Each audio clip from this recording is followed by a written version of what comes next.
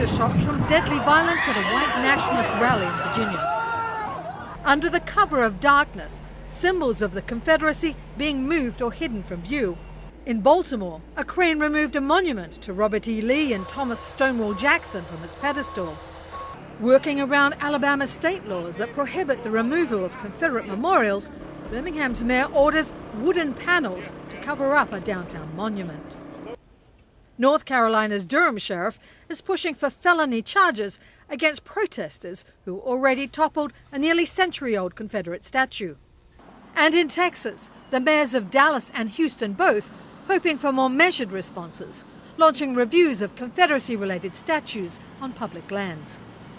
I think they are dangerous totems in our Dallas society because they divide us versus unite us. History has its good, history has its bad, but I do think it's important for us to review our inventory and then to make the most appropriate decision.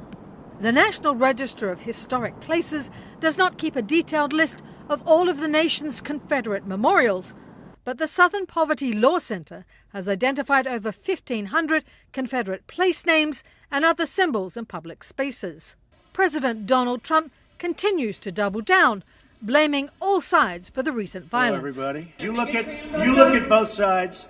I think there's blame on both sides, and I have no doubt about it. At the epicenter of this latest wave of unrest, a packed memorial for 32-year-old Heather Heyer, who was killed during the Virginia protest. If you're not outraged, you're not paying attention, and I want you to pay attention. The memorial, a short walk away from the street where an Ohio man plowed into a crowd of peaceful protesters on Saturday, killing Heyer and injuring 19. Today on the streets of Charlottesville, a mix of emotions. We will not go back to days of hatred and bigotry and division. We're not going back. And fear is coupled with disbelief. I think all the statues in Charlottesville or other statues, when you go and visit other places, it shows their history and what they've been through and what they've accomplished throughout the years. And I think that it's just stupid to have this big of a riot or this big of a problem over a piece of cement.